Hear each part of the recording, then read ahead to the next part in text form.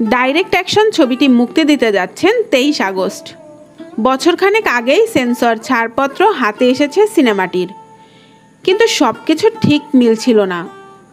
ভাবা হয়েছিল সিনেমাটির নায়িকা পপিকে নিয়েই প্রচারণা করে ছবিটি মুক্তি দেওয়া হবে, কিন্তু সেটা আর হবে না।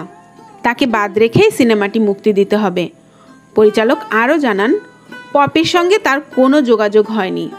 তবে সিনেমাটির শুটিং চলাকালীন সময়ে পপি বলেছিলেন, যেদিন বিয়ে করবেন সেদিনই সব কিছু থেকে নিজেকে গুটিয়ে নেবেন, আর কখনো সিনেমায় ফিরবেন না এবং মিডিয়ার কারো সঙ্গে যোগাযোগ রাখবেন না।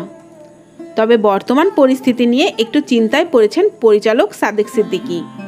কিন্তু সব কিছু ঠিকঠাক থাকলে 23 আগস্টই মুক্তি পাবে তার ছবিটি। জানা গেছে, ডাইরেক্ট অ্যাকশন ছবিতে এক পুলিশ কর্মকর্তার চরিত্রে অভিনয় করেছেন পপি। এতে পপির বিপরীতে অভিনয় করেছেন আমিন।